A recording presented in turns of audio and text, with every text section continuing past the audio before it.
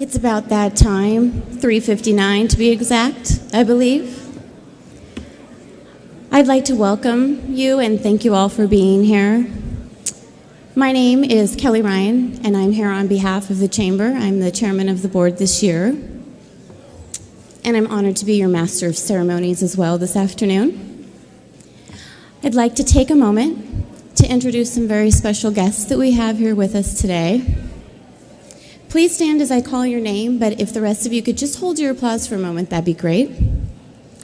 We should have Meridian City Council President Charlie Roundtree, Meridian City Councilman Vice President Keith Bird, Councilman Joe Borton, Councilman Luke Kavanagh, Meridian City Councilwoman Genesis Milam, and last but certainly not least, Mr. Councilman David Zaremba.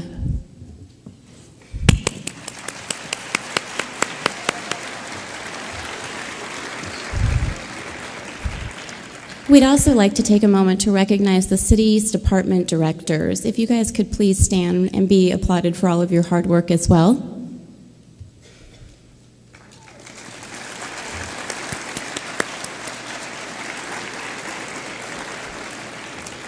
We are also very appreciative for the attendance of several other current and former elected officials, the Chamber Board, along with mayors, city council members, and law enforcement leaders from neighboring cities. Would all of you please rise so we might acknowledge you at this time?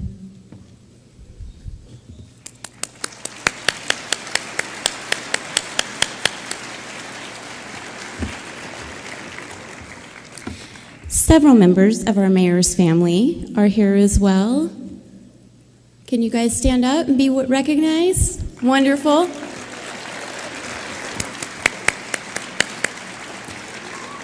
There's a few shorter ones up front here, but they were standing. Next, we'd like to thank the Village at Meridian for being our title sponsor for today's event. Hugh Crawford is an integral part of this project, and as general manager, I'd have to say he's done a pretty darn fantastic job. I think you'd all agree. I've heard mentioned that he has felt very welcomed into our community. Please join me in continuing this warm welcome while he comes up to say a few words.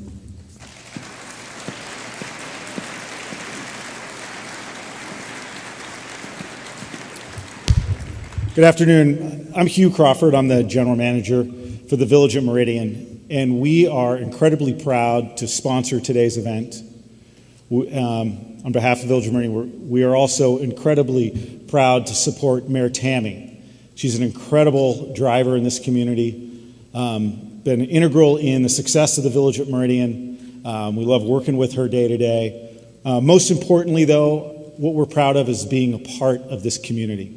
Meridian is everything that we have dreamed of for helping us in the success of the Village at Meridian. We want to thank you for letting us be a part of today and being a part of this community. So thank you very much.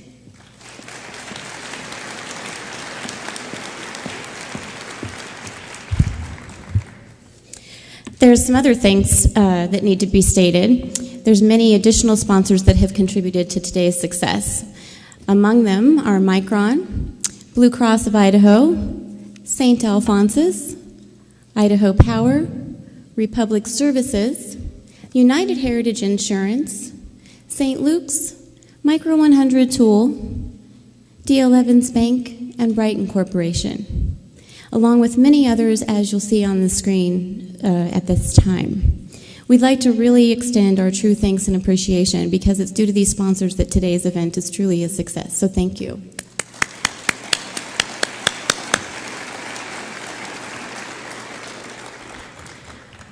Now we're moving on. We're going to have the posting of the colors by the Meridian Police Color Guard, followed by the Pledge of Allegiance by Mr. Jan DeVeerd. Jan recently made an allegiance to this country as he became an American citizen, and that's a pretty cool thing, and we are really proud to have him. Congratulations, Jan. He will be followed by the singing of our national anthem by voiceover of Cantus Youth Choirs. Thank you, guys, and I will now turn it over to the presentation of the colors.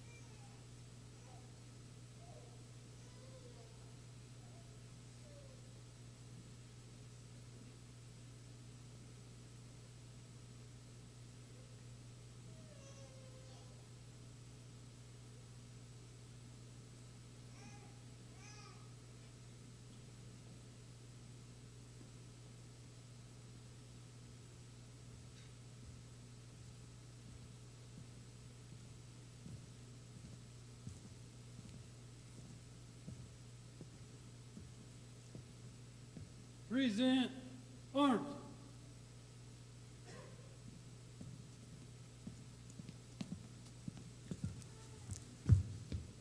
I pledge allegiance to the flag of the United States of America and to the republic for which it stands, one nation under God, indivisible, with justice for all.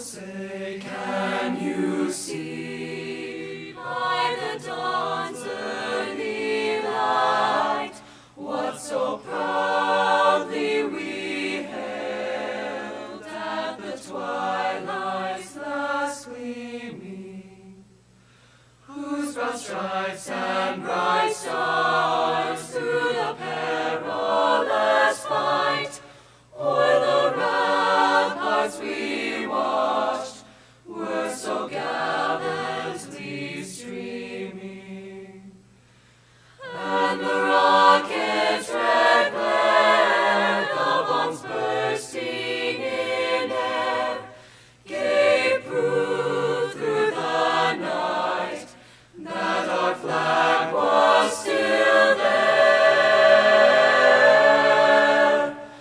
Oh, say does that star-spangled banner yet wave o'er the land of the free,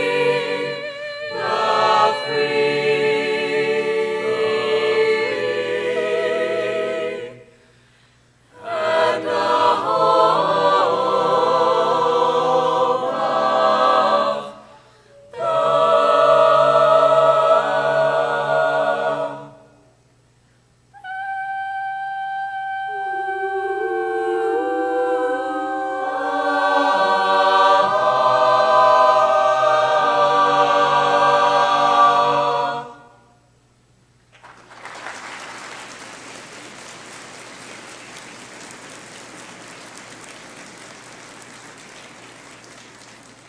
Port arms.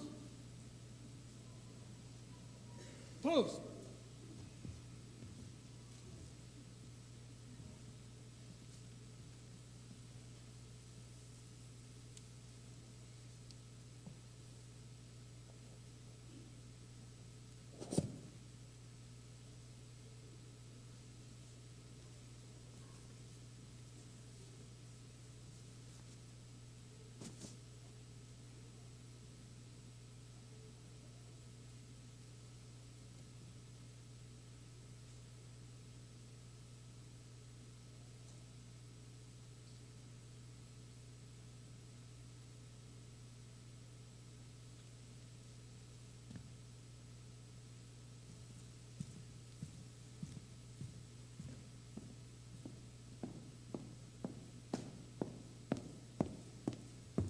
That was pretty fabulous. Well, you're all still standing.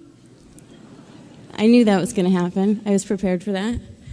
I'd like to now introduce Pastor Mark Thornton of Capital Christian Center for the invocation.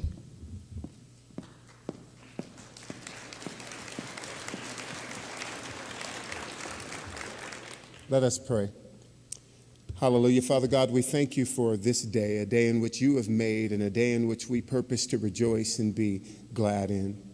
We're grateful for the opportunity that you've afforded us today to come together in unity as a community, as a city, Lord, a city and a community made up of wonderful individuals and wonderful families, wonderful businessmen and businesswomen and city leaders and officials, Lord. We look at all of the things that you've done in and through our city and the people that are here, and we call ourselves blessed. We consider all of the things that you're currently doing in businesses and the lives of men and women and children, and we call ourselves blessed blessed. We consider all of the things that you purpose to do in and through the people of this city, and we call ourselves blessed. And so we thank you that where there is unity, you command a blessing. And it is our purpose to come together from different places we originated, different cities and different states, even different countries. But we find ourselves in this city for such a time as this. And so we pray, Lord, today that you would just give wisdom and give discernment, that you would give understanding, and that we would catch the vision, and that we would all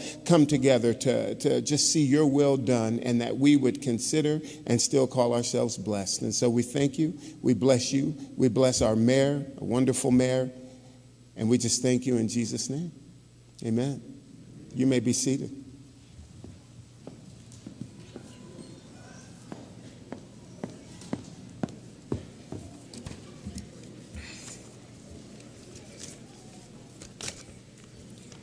Our theme today is Building Meridian Together. I can think of no one better to hear from on this topic than Mayor Tammy DeVeard.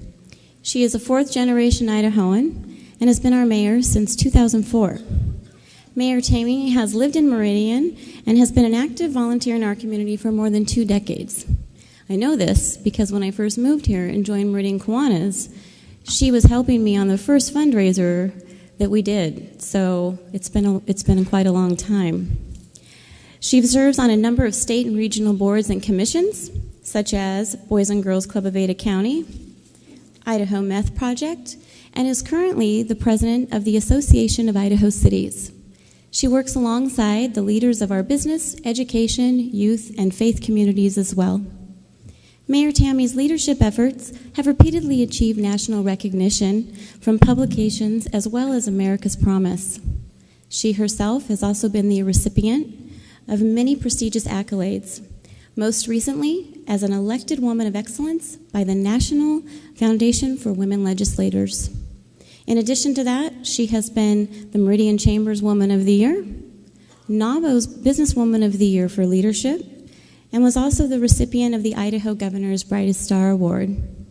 Mayor Tammy is married to her best friend and loves spending time with her 4 children, their spouses, and these sweet little grandkids down here. Please join me in welcoming Mayor Tammy and the moment you've all been waiting for.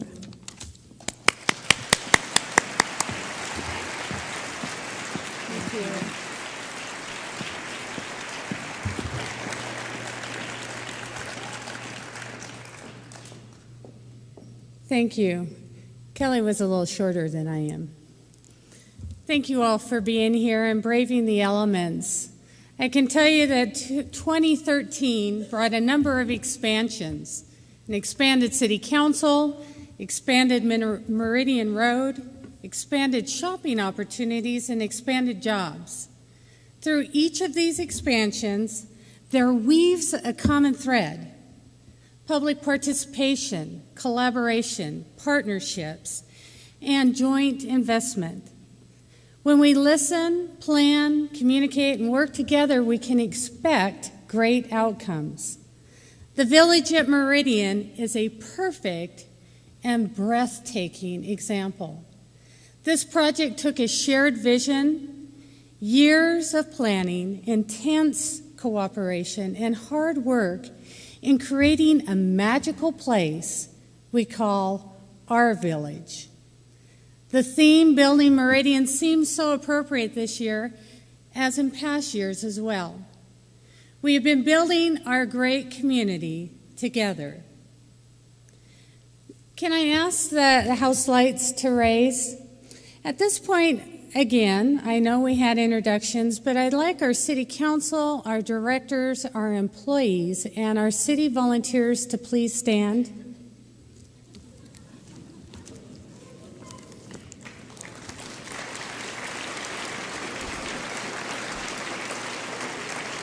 Now, stay standing. Now I would like our sponsors to please join them. And now our regional partners, our cities, counties, state, and quasi-government. Now our businesses, our citizens and faith leaders, our youth and our educators. And if you are still standing, please, or still sitting, please stand up. It takes all of us to build this community together. You may be seated.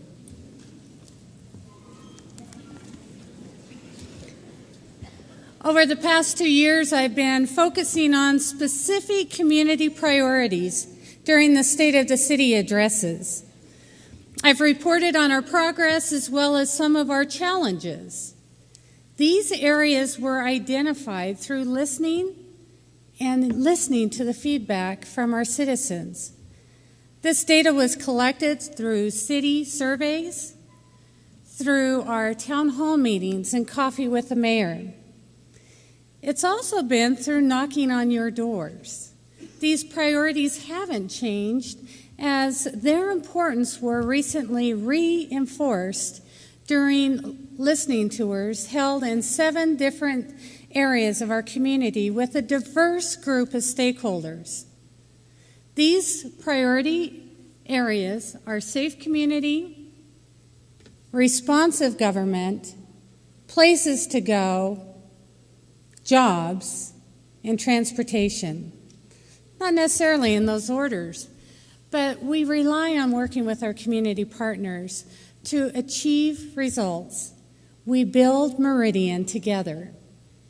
These priority areas are important to our community and important to moving forward towards a common vision. Number 1, safe places. Meridian was named the safest city in Idaho by CQ Press. Exceptional quality of life and low crime don't just happen. We all work together across departmental lines to ensure quality and responsive services. We will not rest on our backside because of this designation, because we know that there is more to do. Now, last year I committed to coming back and talking about our response times to identify those key influencers that affect them. And here's what we found. 911 emergency. Okay, what's the address of the emergency? Okay, tell me exactly what's going on. Okay, we are getting the fire department on the way. Stay on the phone with me for just a moment, okay?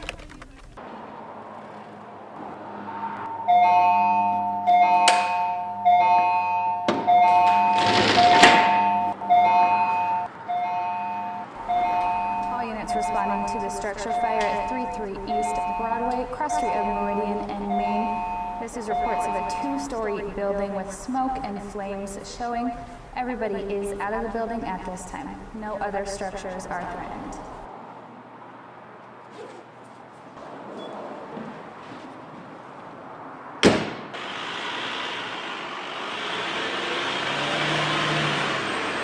So fire department response really has 2 components to it. First, there's the things that we can control.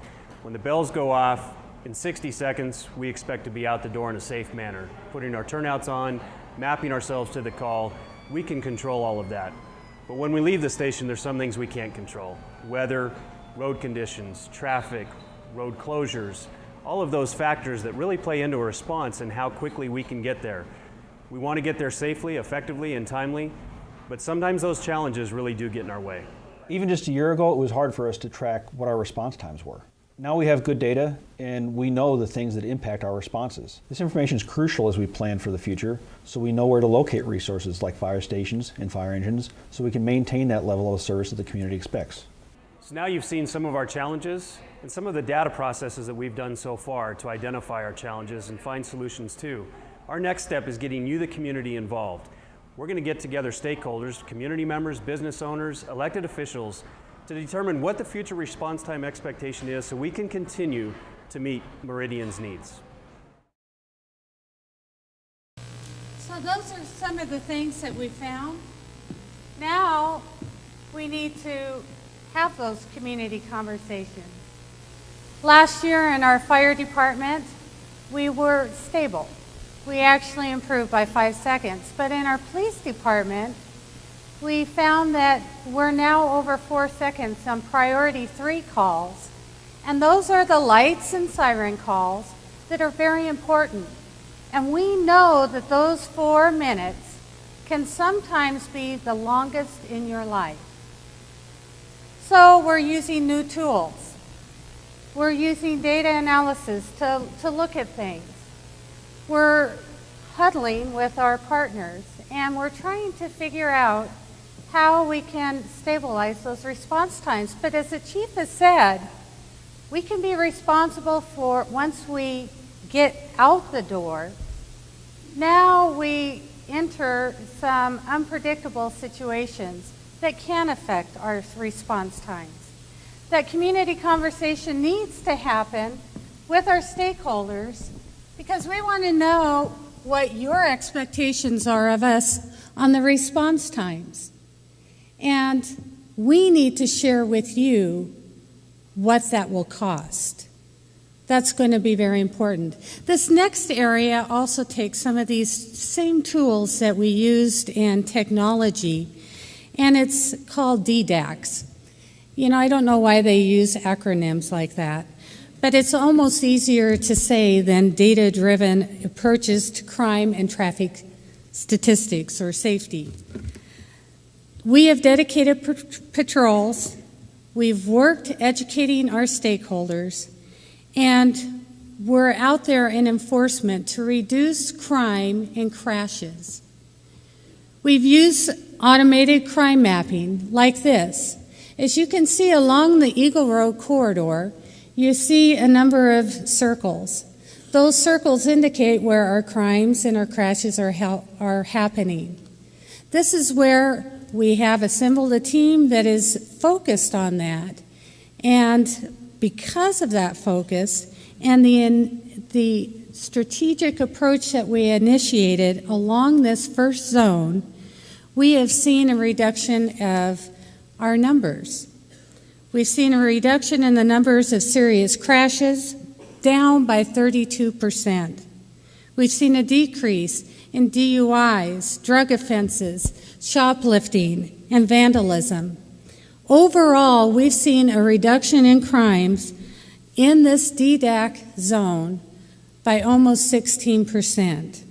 I think that's pretty darn good. And you can clap on that one.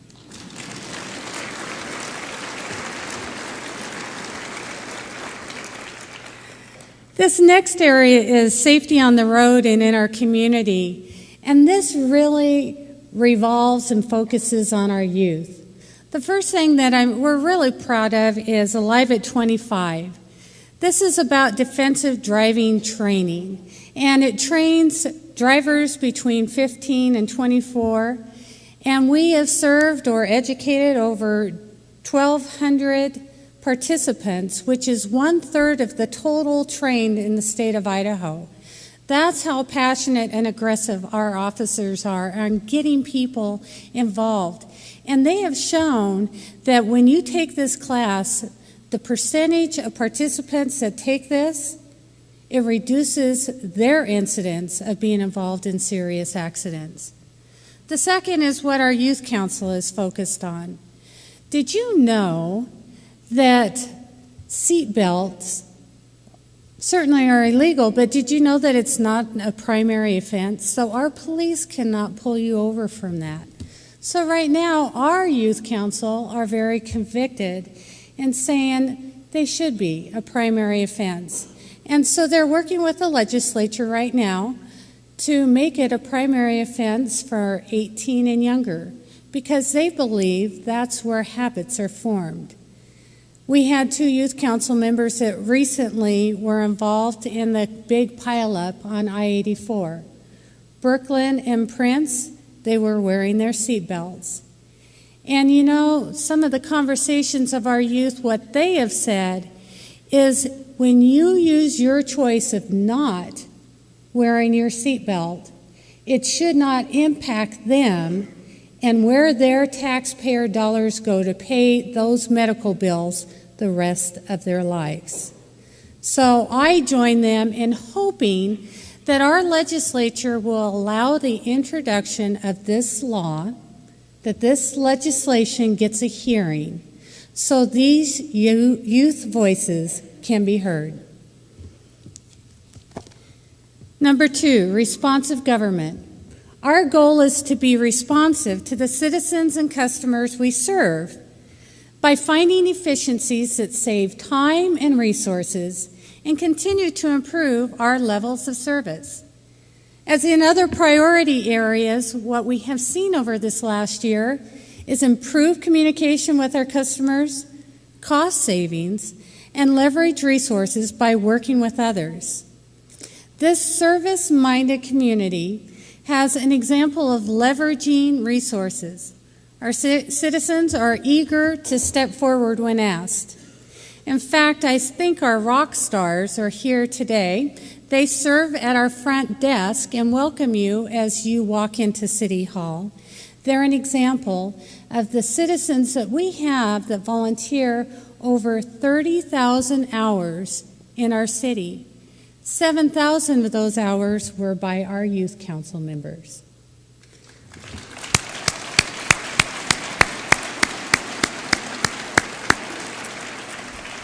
Also in responsive government, I'd like to talk about water. Water conservation when there's not enough, and water when there's too much.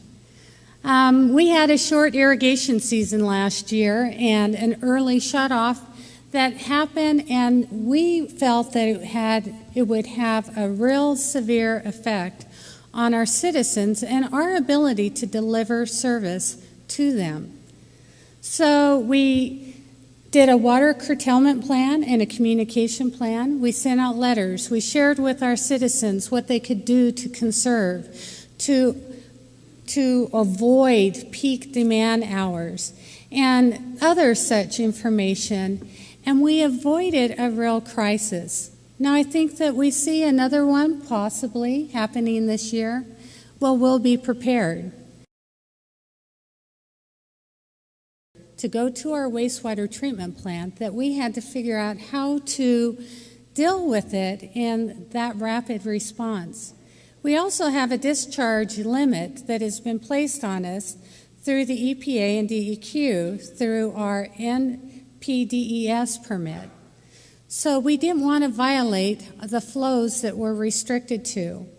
So we had our public works, our wastewater treatment plant workers, and our parks department huddle and come up with a plan on how to avoid that.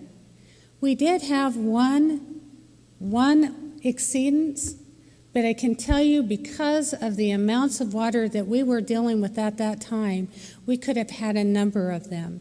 It took us 12 days to get it back to normal. But I really commend these workers for working hand in hand, arm in arm, around the clock to make sure that our services were not affected.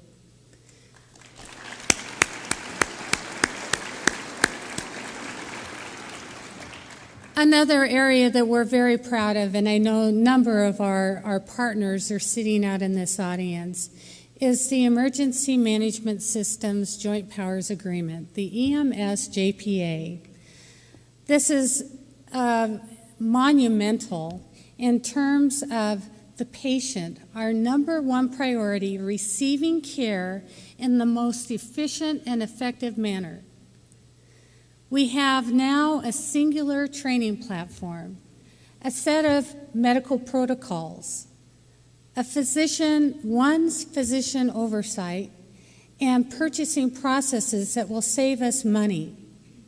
We have a system-wide approach now that now the closest unit responds when available. And this is now a system without boundaries. This will reduce response times and get those services to our citizens at the quickest time. We've also seen expanded citizen services at City Hall. Last year I talked about our passport services. Well, we have a year under our belt, and last year we helped with over 2,200 passports to our citizens.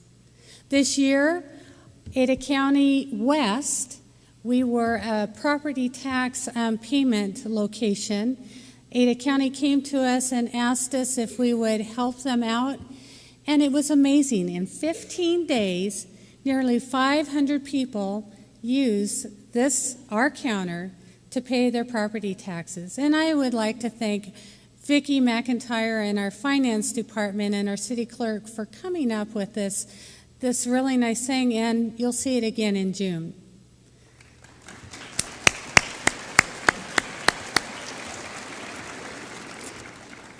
Number 3, places to go. This is a favorite, and certainly we are not at a shortage of places to go in our community. Partnerships have played a key role in building a park system. When I got involved with the city in the mid-90s, Mayor Corey asked me to get involved. We had 1 park. Today we have 20. This tremendous progress has been through partnerships, leveraging our tax dollars. For example, in Settlers Park, for every dollar we spend, more than $2 have been matched through growth fees and partnerships. Currently, we are working with the Meridian, the Idaho, and the U.S. Tennis Association on the most recent phase in this very park. Partnerships are huge. Another great partner in our Parks and Recreation has been the school district. They have been awesome in offering their indoor spaces to our adult sports leagues. We have far exceeded what they can provide, however, as their facilities are now seeing more and more use for school and community purposes as well. Just this last year, we had over 450 sports teams, 4,600 participants that have enjoyed these indoor spaces. This community has been asking for indoor facilities for more than 2 decades that I have been involved.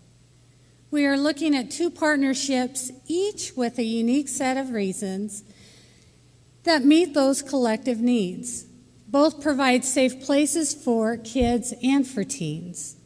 The first one I'll focus on are the Boys and Girls Club, a safe place for kids. Now, folks, you can see these statistics up on the screen. They serve a critical need for some of our most vulnerable kids. And it's pretty exciting, some of the things that are going on in that area at Meridian Elementary with their community garden and their accessible playground. And now with the Medical Residency of Idaho building a medical clinic in partnership with the school district, there's some great partnerships going on there. Well, we want to partner with the Boys and Girls Club to help them meet the space needs, because no child should be turned away, especially some of the children that they serve. They are looking at a gymnasium facility and a capital campaign. Their capital campaign is a $3.2 million or $3.5 million campaign. Of that, $2.5 million is in Meridian. And the city wants to step up and be a partner to that drive and see that gymnasium happen. It will help our needs as well. The second partnership is with the YMCA.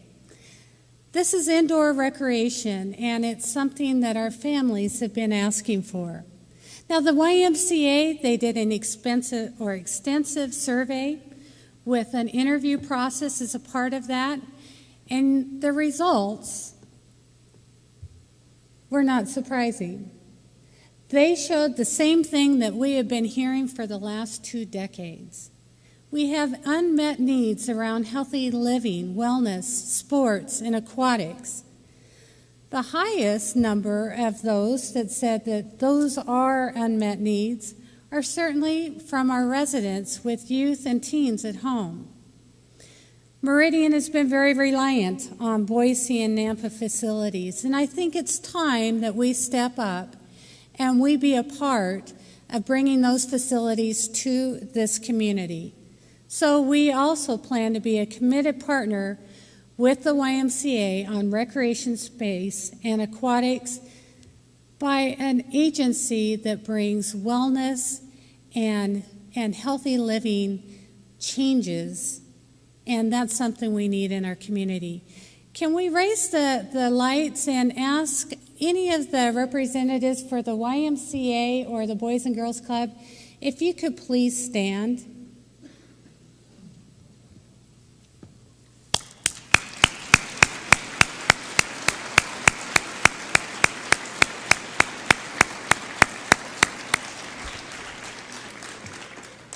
You truly are an example of partnerships. Then there is our downtown. We have seen great partnering with our downtown partners. That collaboration between the key partners of the city, the Meridian Development Corporation, the Chamber, and the property owners and businesses have been phenomenal. Last year's goals were to enhance the signage in downtown, to create areas for outdoor dining, and to see some more events. So I can say that we have made great progress. We've seen wayfinding signage that you can find your way to these distinct districts in our downtown, and you can find where parking is. This kiosk will list where are the businesses in our downtown, so you can find them with ease. These are needed improvements that we've been asking for a long time.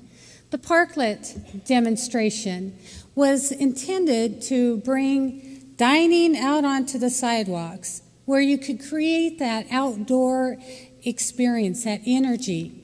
Well, the weather didn't really cooperate, so we really didn't have a true idea of what that demonstration is. So we hope to do this again this coming year. And I appreciate ACHD's collaboration in that. We brought new events with Trunk or Treat that served over 2,000 kids. And Christmas in Meridian was awesome for a first-year event. We did learn some lessons. Stay tuned for next year. But one of those areas I really want to focus on is our History Walk. This was a collaboration between the city, our Historical Preservation Commission, and the MDC. You'll be able to walk through our community and learn about our roots. You'll learn about the history of a piece of property or an older building. And you can click on the QR code and you can hear from residents, longtime residents of Meridian, talk about memories they have of old-time Meridian. This is very exciting. We also are thrilled with some of the brewing of the Meridian Chamber, who is working with stakeholders about the possibility of having a shuttle from hotels to area restaurants and entertainment between downtown, the village, and possibly other locations. They're working to improve the connectivity, and this year we really want to bring more people into our downtown. Another downtown exciting thing you'll be seeing this year is public art. So stay tuned. There is an opportunity, though, that I challenged everyone last year, and this is the McFadden property. That is a sad-looking building that needs some tender, loving care, and we were looking for a champion, but we didn't quite find them yet. Well, now we have an expanded opportunity with almost the entire block. And just look at what we could do on that block with the right partners. You can only imagine.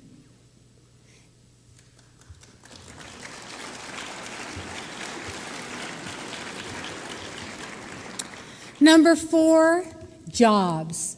The energy continues to be in Meridian.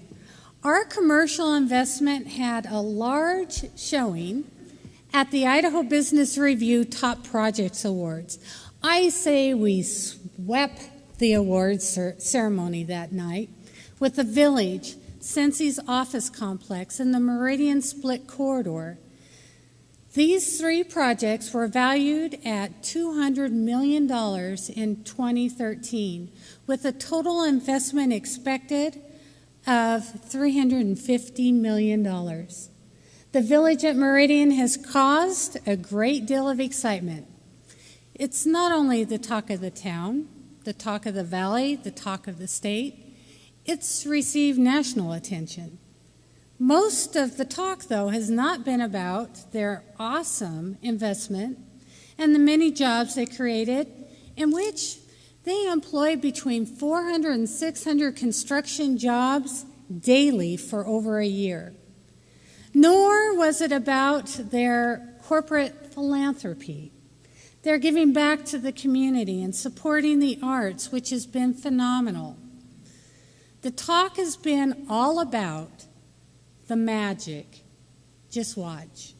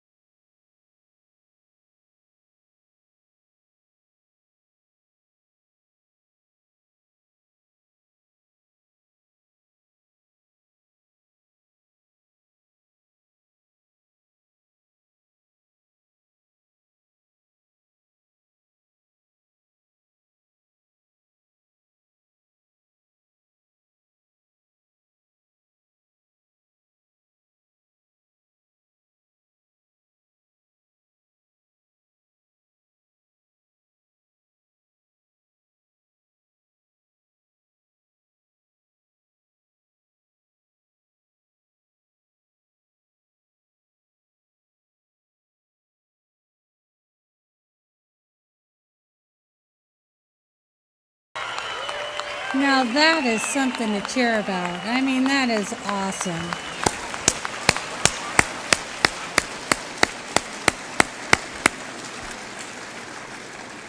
And in talking to Fred Bruning out in our audience earlier, there are more exciting announcements to talk about in the weeks and months ahead. They've added to our numbers, certainly. Our numbers of jobs grew by over 1,400 over this last year. Of those, what is exciting is we netted over 900 in healthcare, administrative, professional, and scientific. We netted 250 in our retail and food. The city's unemployment is low at 5%, well below the national average of 6.7%. Community investment totaled more than $400 million in 2013, with over 33% of that in commercial projects. These are a number of the businesses that have opened their doors. Now, this is not an exclusive or an inclusive list, but it just shows you some of the energy that we have had over this last year in celebrating ribbon cuttings with our partners, the Chamber of Commerce, out there with their large scissors and their enthusiasm with their ambassadors. It's truly been a great year with a lot of new things coming down the pike right now. A couple of those, the Cincy building was exciting, opening up their six-story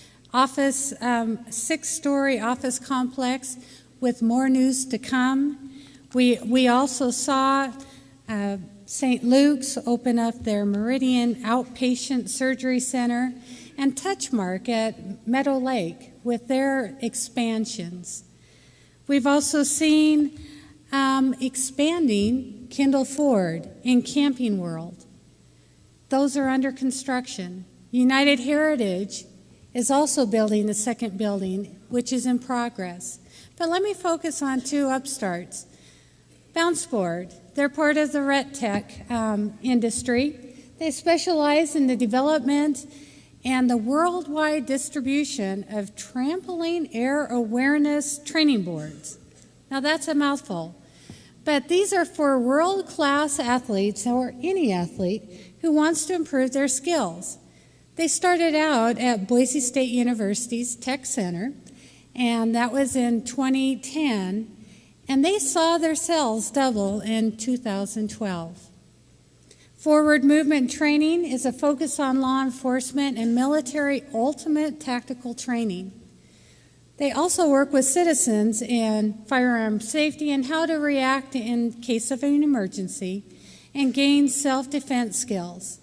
They will bring visitors into the area, which is good for Meridian and good for the Valley. It's also compatible with an industry cluster that is naturally evolving along with the project soon to be under construction that is unprecedented in the city. Now, you know our slogan, designed for living, built for business. Okay, I turned it around. I wanted to really, truly focus on what we're doing to build our businesses through identifying and planning for industry clusters. We're all familiar with the core, which sees continued success and is setting a new vision for adding value to the businesses that are members. We have identified two other clusters that have a natural fit here in Meridian. One centered around the training and supplying of our first responders, and the other building on our region's core competencies in agriculture and technology.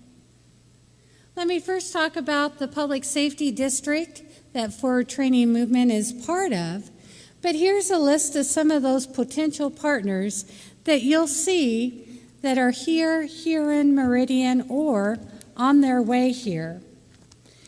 We also can talk about our safety center. It's located next door to the Idaho State Police Headquarters Post and ISU's Emergency Management and Fire Services campus.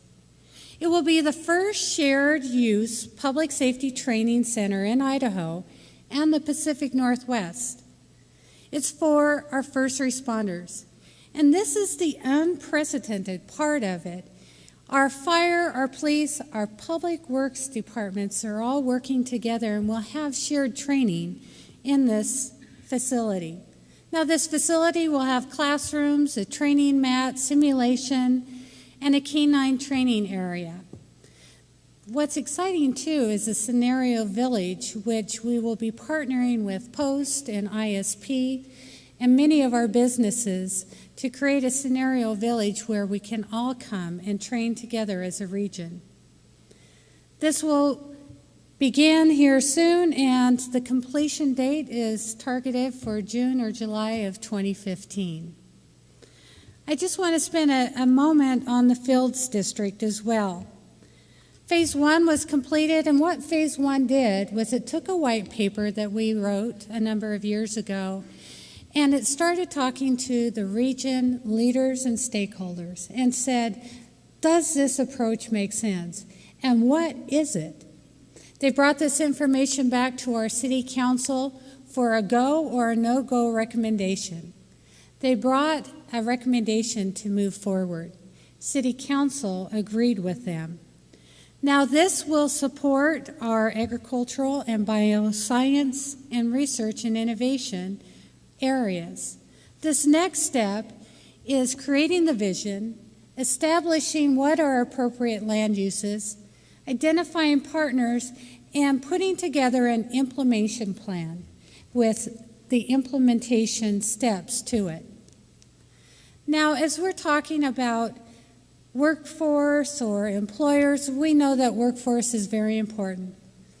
So I do want to talk about an upcoming election. For business attraction and retention, I can't tell you how important an educated workforce is.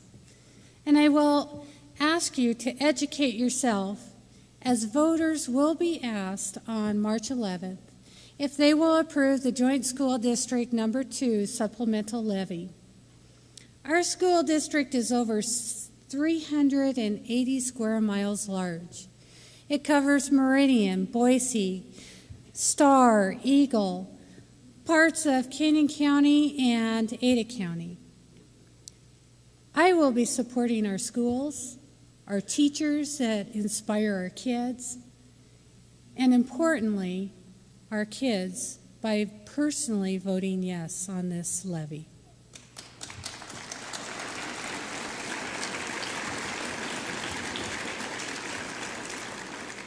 Our last area is transportation. Transportation has taken great strides over the last several years, working with our partners. The 10-mile interchange was a transformative change for West Meridian. We are just about to see the beginning of what those positive outcomes will do for our community as well in jobs. 2013 also saw the completion of 2 major transportation projects. We saw other system improvements that made a positive difference about your ability to get around our town. Has anyone noticed the blinking yellow lights in the turn centers? Aren't those awesome? I love those. Gets me to work faster. More exciting news is also coming up. ACHD will be evaluating and recalibrating 42 intersections and retiming our traffic lights. These projects should be completed in March. We saw the improvement of Franklin Road, a widening, and we brought in our water and sewer infrastructure. So we are ready for this area to expand. Our split corridor, Phase 2, was a major improvement. This was very exciting the day that we saw this $9.5 million project open up, 33 days ahead of schedule. That was awesome.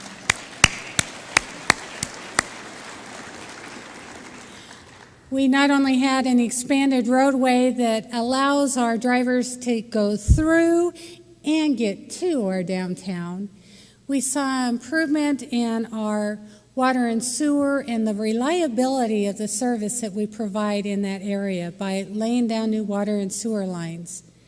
We saw lighting, safety lighting, sidewalks, and let me spend a moment on the cash mobs. What a great partnership between the city, the chamber, and our MDC and our downtown businesses. This was essential to these businesses, seeing our community support during this time. It was really hard on them, and you coming together and standing up and being there to support them was greatly appreciated. But I'll ask you to continue to support them because they really do need to make up for some lost time. Now, the new and exciting news, and it's not new, we've been planning for the Meridian Road interchange expansion of this is amazing as well. And you probably have seen some work already start in this area. They're moving utility lines, they're widening 2 bridges that serve the 10-mile creek. And we'll have a contractor on board next month with construction to begin this spring. Construction will be completed by late 2015. The design is a single-point urban interchange design similar to what we see out at 10-mile interchange. It's called a SPUI.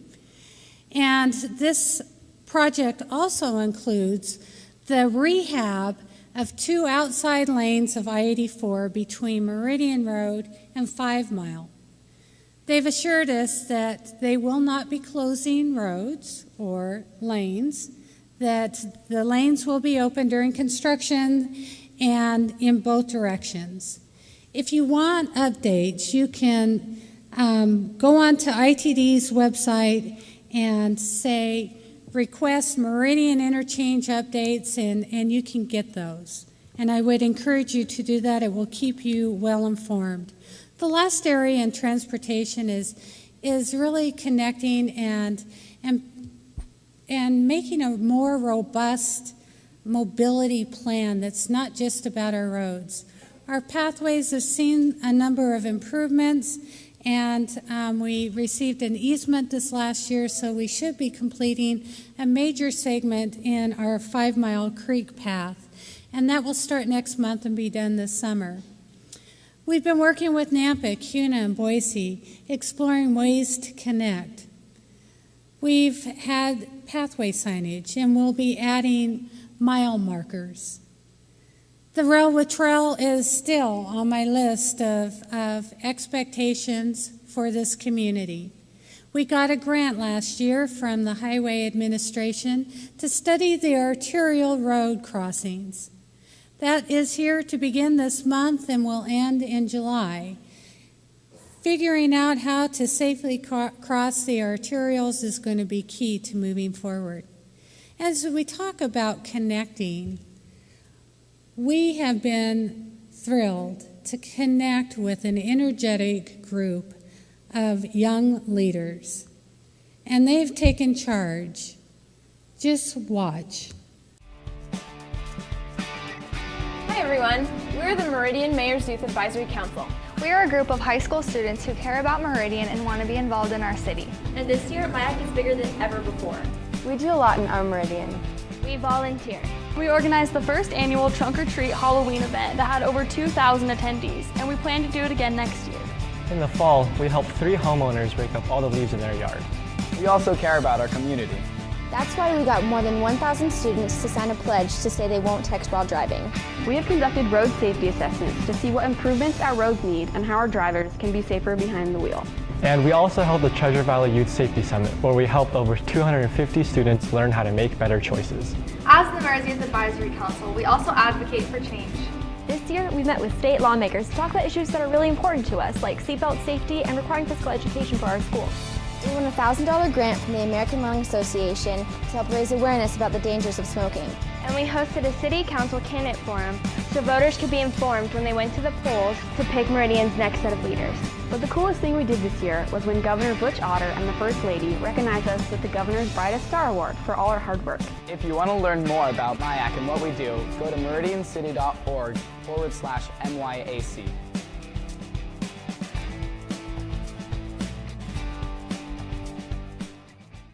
These students are not just creating a big difference in our community, they're creating their own legacy. They energize and inspire me, and I get so much from working together. We have 100 members and 70 very active ones, so kudos to King Quarter, who also has learned how to herd cats.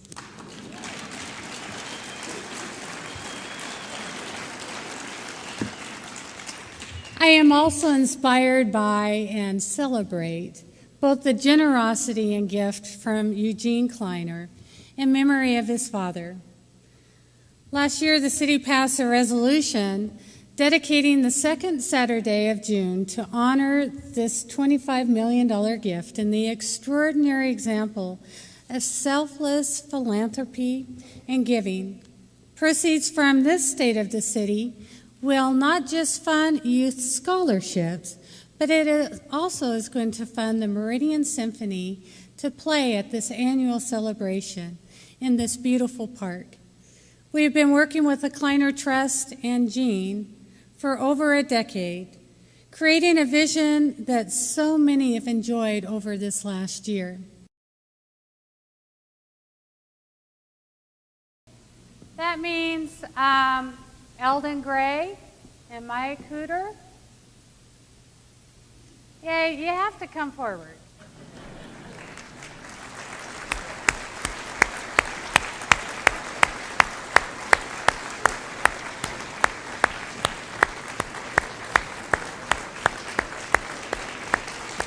I guess Eldon's the only one here. Here. This is one.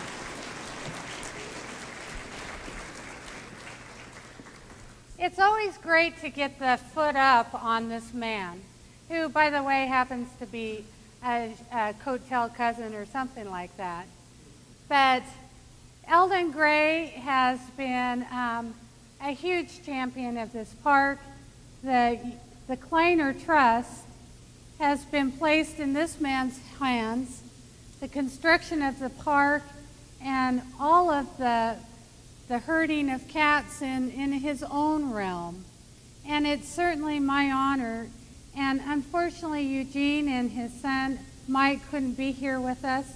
We tried to get Eldon to help us bring him here, but I did tell Eldon that he was getting the award too. So thank you so much, Eldon. This is for you.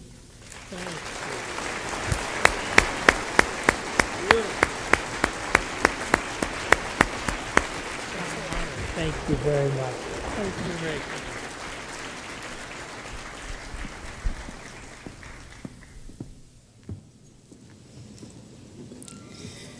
These were men of value that we recognized, and it is unfortunate that not all four could, but very fitting that I was able to give this to Eldon. When I think of men of value, it comes to mind a quote from Albert Einstein. Try not to become a man of success, rather become a man of value. A successful man takes out of life more than he puts in. A man of value will give more than he receives. That truly reflects these gentlemen. Now, we have an amazing community. We have truly been building a great Meridian together. What I really enjoy about Meridian is that we want to keep our small town feel, no matter how much we grow. That we will stand up and support businesses like Big Daddy's Barbecue when someone ran into the front of his business, or with Friday's Cash Mob, helping 77-year-old Steve DeMaria, the owner of Taste of Chicago food stand outside of Rite Aid, get back on his feet. We are a community that rallies around our youth by supporting young leaders like Mayak, who want to make a positive impact on their environment and our community. Like the Meridian Middle School students you probably met coming in that are headed to Washington, D.C. to represent Meridian in this valley, in this state, at the Future City National Competition, Building Sustainable Cities for the Future. Remember the Boys and Girls Club and the YMCA in your future giving. Watch for these capital campaigns and step up and be a part of them. The youth and the families that these organizations serve are essential to a vibrant community. We need to work together in building our youth and our families. And it's because of people like you working together hand in hand towards our vision of being a premier city to live, work, and raise a family. We can taste it, and we want more. We have a Meridian that has caught a great deal of attention. We have seen tremendous investment by people who believe in our vision. People are proud to call Meridian home as their business and as their resident. You have built Meridian. We are Meridian. And I am honored and blessed to serve you as your mayor. Thank you.